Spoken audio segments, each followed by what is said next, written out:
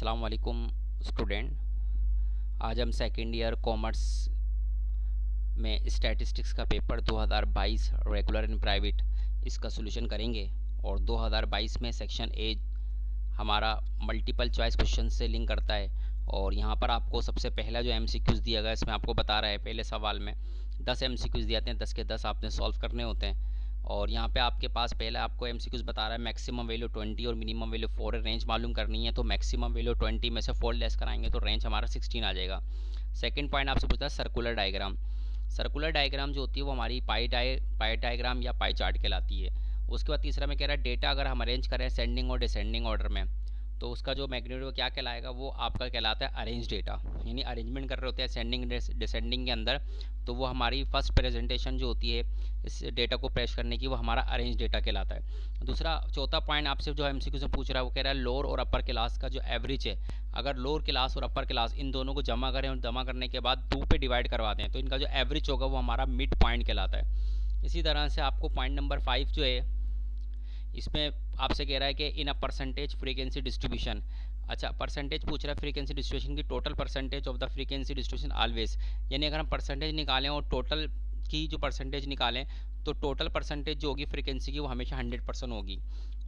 उसके बाद the number of tally sheets हम काउंट करते हैं, हम टेली मार्क्स करते हैं, टेली मार्क करने के बाद बराबर में जब हम इसको काउंट करते हैं तो वो हमारा क्या कहलाता है, वो फ्रीक्वेंसीज कहलाती हैं। अब आगे आपसे कह रहा है फ्रीक्वेंसी पॉलीगॉन में भी आल्सो बी ड्रॉन। तो आपके पास फ्रीक्वेंसी पॉलीगॉन एक वाहिद ऐसा ग्राफ होता है जो जिसके ऊपर सेम ग्राफ पेपर पे हिस्टोग्राम के ऊपर फ्रीक्वेंसी पॉलीगॉन ड्रॉ किया जा सकता है एक ही ग्राफ पेपर पे। कुछ पॉइंट नंबर 8 आपसे कह रहा है आपको मीन बताना है। यहाँ पर आपको if the mean of the data 12, 8, 21, K 13, in 5 value का जो मीन है वो 17 है, तो आपने K की वैल्यू बतानी है। अच्छा, यहाँ पे मीन हमें पता है 17 है, हमें दिया हुआ 1, 2, 3, 4, 5 दिया हुआ। अगर मीन के फार्मूले हैं तो मीन का फार्मूला होता है X bar equal to sum X divide by N. तो हमने एक्स बार की जगह 17 रखा, एन की जगह हमने 5 रखा, 5 को हम 17 से मल्टीप्लाई कराएंगे तो हमारा सम एक्स आ जाएगा। अब वो जो सम एक्स आएगा उसमें से हम 12 को 18 को 21 को 13 को लेस करा देंगे तो जो अमाउंट बचेगा वो हमारे पास K की कीमत आ जाएगी 21। उसके बाद the sum of deviation of the mean from their means, the mean deviation का जो सम होता है वो हमेशा 0 के बराबर होता है।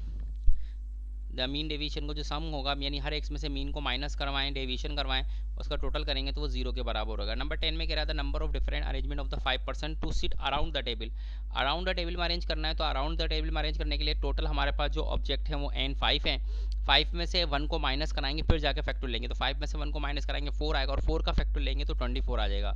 यहाँ पे अर्थमेटिक मीन आपको बता रहा है सेम नंबर है 10 10 10 10 का मीन निकालेंगे तो आपका सेम आंसर ही रहेगा 10 ही रहेगा। यानी अगर आप चाहें तो निकाल के चेक भी कर सकते हैं लेकिन सेम नंबर का मीन निकालें तो आंसर सेम रहता है। उसके बाद पॉइंट नंबर जो 12 है वो जो आपको दिया हुआ है इसमें आपसे कह रहा है कि ए की प्रोबेबिलिटी 0.7 है, ए कॉम्प्लीमेंट की प्रोबेबिलिटी 0.7 है, ए की प्रोबेबिलिटी को माइनस करना है तो 1 में से ए कॉम्प्लीमेंट की प्रोबेबिलिटी को लेस करवाएंगे तो हमारा ए की प्रोबेबिलिटी 1 में से 0.7 को लेस कराएंगे तो 0.3 आ जाएगा। उसके बाद कह रहा है एक डाइस इज रोल, एक डाइस को रोल कर रहे हैं हम, आपने प्रोबेबिलिटी निकालनी है इवन नंबर की। एक डाइस में 6 एलिमेंट्स होते हैं, टोटल आउटकम 6 हो गए और उसमें से इवन नंबर 3 होते तो आंसर हुआ 3/6। 3/6 को काटेंगे तो 3 1 जा 3, 3 2 जा 6, तो आंसर 1/2 आ जाएगा। कह रहा है A and B are to mutually exclusive even, दोनों म्यूचुअली में क्या होता है डिसजॉइंट इवन होते हैं, यानी ए इवन अलग होते हैं बी इवन अलग होते हैं, ए और के इवन बी में कॉमन नहीं होते यानी अलग अलग होते हैं। तो यहाँ ए इंटरसेक्शन बी की प्रॉपर्टी निकालें तो इनका जो कॉमन होगा वो 0 के बराबर होगा क्योंकि ए और बी में जो है वो दोनों इवन अलग अलग होते हैं, तो लिहाजा इनका जो ए इंटरसेक्शन बी की जो प्रोबेबिलिटी का जो आंसर होगा वो 0 होगा। उसके बाद आपसे 15वां एमसीक्यू कह रहा है एन का factorial divide by N minus 1 का फैक्टोरियल किसके बराबर होगा। जब इसको सॉल्व करेंगे एन का फैक्टोरियल एन माइनस 1 का फैक्टोरियल, अगर हम कोई यहाँ पे कोई भी एन रख के इसको एज्यूम कर लेते हैं सॉल्व कर लेते हैं तो हमारा आंसर एन के बराबर ही आएगा। उसके बाद नंबर 16 एमसीक्यूज में कह रहा है price relative the percentage ratio of the current year prices, यानी आपने प्राइस रिलेटिव परसेंटेज, अगर हम प्राइस रिलेटिव को परसेंटेज निकालते हैं तो करंट ईयर को जो प्राइसेस होता है हम उसको किस पे डिवाइड करते हैं, बेस ईयर के प्राइस पे डिवाइड करते हैं। तो करंट ईयर के प्राइसेस को बेस ईयर के परसेंटेज डिवाइड करते हैं तो हमारे को जो है वो प्राइस रिलेटिव का परसेंटेज यानी इंडेक्स मालूम हो जाता है। उसके बाद आपको 17 में कह रहा है मीडियन निकालना है, मीडियन के लिए पहले अरेंज कर लेते हैं, पहले -2 आएगा फिर 1 आएगा, फिर 2 आएगा, फिर 3 आएगा, फिर 4 आएगा, फिर 6 आएगा। अरेंज कर लेते हैं। यहाँ पे हमारे पास ये बनते हैं इवन नंबर, और इवन नंबर में से इसको हम सॉल्व करके मीडियन सॉल्व करेंगे तो -2 और 1 को यहाँ से लेफ्ट किया, वहाँ से 6 और 4 को लेस किया, तो बीच में 3 और 2 बचा। 3 2 को जमा कराया, डिवाइड 2 करा लिया, तो मीडियन का आंसर हमारे पास 2.5 आ गया। उसके बाद दे रहा data collected from the daily newspaper. Daily newspaper में जो इन्फॉर्मेशन आई है वो डेटा हमारा सेकेंडरी डेटा कहलाएगा। इंडेक्स नंबर जिसमें हम एक कमोडिटी को यूज़ करते हैं वो हमारा सिंपल इंडेक्स कहलाता है। जहाँ पे एक से ज़्यादा कमोडिटी यूज़ होती हैं वो हमारा कंपोजिट इंडेक्स कहलाता है। यहाँ पे क्या कहलाता है बेस ईयर इंडेक्स। आपके पास किसी भी बेस ईयर का इंडेक्स निकालें तो आंसर 100% होगा। बेस ईयर का इंडेक्स हमारे पास हमेशा 100% होता है। ये था हमारा सेक्शन ए। सेक्शन बी के सवाल जो हमारा पहला पाई डायग्राम से मुताल्लिक आया है, इसका हम एंगल ऑफ सेक्टर निकालेंगे, इसका टोटल करेंगे, और हर फिर जो भी आपके पास एक्सपेंडिचर दिए गए हैं फर्स्ट क्लास के 105, इसको उसको टोटल पे डिवाइड कराएंगे, 360 पे मल्टीप्लाई करेंगे, 122 डिग्री आ जाएगा। इस तरह सबके एंगल निकाल लेंगे। जिस आपने आइटम का एंगल मालूम करना है उसको उसकी टोटल पे डिवाइड करके मल्टीप्लाई 360 करेंगे तो आपको इनके एंगल मिल जाएंगे 122 degree, 46 degree, 70 degree, 41 degree, 81 degree. इस तरह से आपके एंगल है। सो पाई चार्ट बनाएंगे तो पहले हम यहाँ से जो है वो सीधे हाथ की तरफ इसका रेडियस ले लेंगे, और फिर पहला हमारा डिग्री आ रहा है कितना डिग्री, 122 डिग्री। तो अब बीच के पॉइंट्स जो है हमारे पास वो डी का पॉइंट मिलाएंगे और इस पे डी रखेंगे, और यहाँ से हम लोग ले लेंगे 122 डिग्री। ये तो पहला हमारा एंगल जो 122 डिग्री का बन जाएगा फुट का। फुट के बाद 46 डिग्री है, और यहाँ पे हम पॉइंट 0 पे रखेंगे और डी को ये वाली लाइन 0 पे मिलाएंगे, और यहाँ से हम जो है वो 46 डिग्री ले लेंगे। उसके बाद हमारा तीसरा डिग्री है 70 डिग्री। फिर यहाँ पे पॉइंट रखेंगे बीच को, और यहाँ से हम 70 डिग्री ले लेंगे। बीच पे पॉइंट रखा है, 0 की लाइन पे रहेगा तो यहाँ से हमारा 70 डिग्री आ जाएगा। फिर हम इसको यहाँ पे बीच के पॉइंट रखेंगे, 0 पे मिलाएंगे, इस लाइन को 0 पे लेकर आएंगे, और फिर यहाँ से हम 41 डिग्री ले लेंगे। उसके बाद बीच का पॉइंट मिलाएंगे, यहाँ से डी रखेंगे, इसको 0 पे लेकर आएंगे, और फिर यहाँ से हम जो हमारा जो रिमेनिंग पोर्शन बचेगा वो हमारा 81 डिग्री इसका बचेगा। तो ये था हमारा सवाल पाई डायग्राम से मुतालिक पूछा गया था। इसका क्वेश्चन नंबर 2 का दूसरा पॉइंट से मैं कर रहा है 2 डाइज हम रोल कर रहे हैं। हमने सैम्पल स्पेस बनाने हैं और हमने प्रोबेबिलिटी निकालनी है कि product of the dots is divisible by 5। तो पहले सैम्पल स्पेस बना लेते हैं 6, और 2 डाइस रोल कर रहे हैं। एक बेस जो होगी वो डाइस की 6 होती है। उसके बाद 2 डाइस रोल कर रहे हैं तो 6 के ऊपर 2 पावर लगाई तो 36 आ गया। 36 अपने सैंपल बनाए, और आपसे कह रहा है product of the dot is divisible by 5, यानी प्रोडक्ट वो होना चाहिए, यानी 2 डाइस का मल्टीप्लाई वो होना चाहिए जो 5 से क्या हो सके, डिवाइड हो सके। तो 5 से डिवाइड में क्या क्या हो सकता है, 5 हो सकता है, 10 हो सकता है, 15 हो सकता है, 20 हो सकता है, और 25 हो सकता है, 30 हो सकता है, 35 हो सकता है। हम इनको पहले मल्टीप्लाई करके लिख लेंगे सबको। तो देखेंगे 5 वाले कितने एलिमेंट्स हैं इसमें से, फिर 10 वाले मल्टीप्लाई करके कितने एलिमेंट्स आ रहे हैं, फिर 15 वाले मल्टीप्लाई करके कितने एलिमेंट्स आ रहे हैं, और फिर 20 वाले मल्टीप्लाई करके कितने एलिमेंट्स आ रहे हैं इनमें, और फिर 25 वाले कितने एलिमेंट्स आ रहे हैं, इवेंट्स आ रहे हैं, और फिर इसी तरह से जो है 25 वाले कितने इवेंट्स आ रहे हैं इसमें मल्टीप्लाई करके, और 30 वाले मल्टीप्लाई करके कितने इवेंट्स आ रहे हैं, और 35 वाले मल्टीप्लाई करके कितने इवेंट्स आ रहे हैं। तो पहले मल्टीप्लाई करके लिख लेंगे, और 5, 10, 15, 20, 25, 30 और 35 वाले जो भी मल्टीप्लाई करेंगे उनके इवेंट को गिनेंगे तो वो इवेंट हमारे पास 11 आएंगे, और 11 को हम डिवाइड कर देंगे 36 पर। टोटल एन की तादाद 11 है हमारे, और एन एस हमारा 36 होता है, डिवाइड कराएंगे तो हमारा आंसर जो है 0.3056 आ जाएगा। क्वेश्चन नंबर 2 का तीसरा जो पॉइंट है आपको वो टैली शीट से मुतालिक दिया गया है। यहाँ पे आपसे कह रहा है कि आपने फ्रीक्वेंसी डिस्ट्रीब्यूशन टेबल बनाना है, और जहाँ पे आपने इक्वल क्लासेस ऑफ ₹5 ईच, यानी आपने क्लासेस के दरमियान 5 रखना है हर एक क्लास में। तो हर एक क्लास के अंदर जो रखना है ईच का मतलब है कि यहाँ पे क्या दिया हुआ है, हमें क्लास इंटर का साइज़ दिया हुआ है कि हमें साइज़ ऑफ क्लास इंटर जो रखना है हर क्लास में वो 5 का रखना है। तो यहाँ पर हम लोग क्या करेंगे, सबसे पहले मिनिमम वैल्यू लिखेंगे 120, मैक्सिमम वैल्यू लिखी 130, और ये लिखने के बाद साइज़ ऑफ क्लास सेंटर दिया 5 के बराबर है। हम फ्रीक्वेंसी बनाएंगे, सबसे जो हमारी स्मॉलेस्ट वैल्यू वो हमने लिखी यहाँ पर 120 जो में दी गई है। साइज़ 5 का तो उसमें से एक लेस कराया 4 बचा, तो इसको 4 को जमा करा 120 में, तो पहली क्लास बनी 120 से लेकर 124, फिर एक बढ़ाया 125 हो गया, उसमें 4 जमा करा तो 129 हो गया, फिर एक बढ़ाया 130 हो गया, 130 में 4 जमा करा तो 134 हो गया, फिर एक बढ़ाया 135 हो गया, 135 में 4 जमा करा तो 139 हो गया। इस तरह से हमने क्लासेस बना ली। इसके बाद हम लोग इसकी टैली शीट करेंगे, और जो नंबर जिसमें लाई करेगा उसको टिक मार करके जो है वो टैलीज में करेंगे, और जहाँ 5वीं टैलीज होगी तो 5वीं टैली जो वो इसके ऊपर क्रॉस करके पूरा 5 का एक सेट बन जाएगा। इस तरह से इसको काउंट करेंगे, अभी मैम एमसीक्यूज पूछा गया था कि जो टेलीस करके जो काउंट करते हैं वो हमारी क्या कहलाती हैं, फ्रीक्वेंसीज कहलाती हैं। इनको काउंट करके लिख लेते हैं, फ्रीक्वेंसीज बना लेंगे, पहली 5, फिर 7, फिर 8 और फिर 5। तो ये सवाल था आपका टेली शीट से मुतालिक। क्वेश्चन नंबर 2 का जो 4 पॉइंट है, इसमें आपसे प्रॉपर्टीज ऑफ मीन से मुतालिक कह रहा है। आपको यहाँ पे एक्स वैल्यू बता दी सारी 24 से ले 20, प्रॉपर्टी कह रहा है वाई का मीन फाइंड करना है, जबकि वाई के लिए इक्वेशन बता रहा है Y equal to X plus 5। और इसको हम सॉल्व करेंगे। सबसे पहले मैं एक्स का मीन निकाल लेते हैं, सबको जमा किया, नंबर पे डिवाइड करा तो एक्स ऑफ मीन हमारे पास 23 आ गया। वाई का मीन निकालने के लिए इक्वेशन में जाएंगे, इक्वेशन दी गई है Y mean equal to 2x plus 5। हमने जो एक्स का मीन निकाला है इसको एक्स की जगह पे पुट कर लेंगे, 23 को 2 पे मल्टीप्लाई करेंगे 46 आएगा, 46 में 5 जमा कराएंगे तो 51 आएगा। तो वाई का मीन हमारे पास 51 आ जाएगा। क्वेश्चन नंबर 2 का 5 पॉइंट जो दिया हुआ हमें चेन इंडाइसिस दिया हुआ है। चेन इंडाइसिस के लिए हमने ईयर्स लिख लिए 2001 से लेके 2008, हमने सारे लिंक रिलेटेड चेन इंडेक्स लिख दिए। अच्छा, इसका फार्मूला होता है चेन इंडाइसिस, जब हम मालूम करते हैं तो पहले हम लिंक रिलेटिव लेंगे, उसके लास्ट का उसको प्रीवियस इंडाइसिस से मल्टीप्लाई कराएंगे, डिवाइड बेस ईयर से कर देंगे, बेस ईयर के इंडेक्स से कर देंगे। बेस ईयर का इंडेक्स हमारा 100% है, तो हम पहला जो हमारा होगा 2001 का वो 100% ही देगा। लेकिन जब हम नेक्स्ट पर आएंगे तो इसके लास्ट का जो हमारा लिंक रिलेटिव 107, इसको जो पिछला आंसर है प्रीवियस आंसर 100 से मल्टीप्लाई कराएंगे, और बेस हमारा 100 है, 2001 बेस है यहाँ पर, तो 2001 बेस है तो 100 पे डिवाइड कर देंगे तो हमारा आंसर 107.7% आ जाएगा। लेकिन जब हम 2003 का निकालेंगे, चेन इंडाइसिस निकालेंगे, तो इसके लास्ट का इस ईयर का हम चेन इंडेक्स लेंगे 105.7, इसको प्रीवियस आंसर 107.7 से मल्टीप्लाई कराएंगे, और बेस ईयर हमारी 100 से डिवाइड करा देंगे तो आ जाएगा 113.84।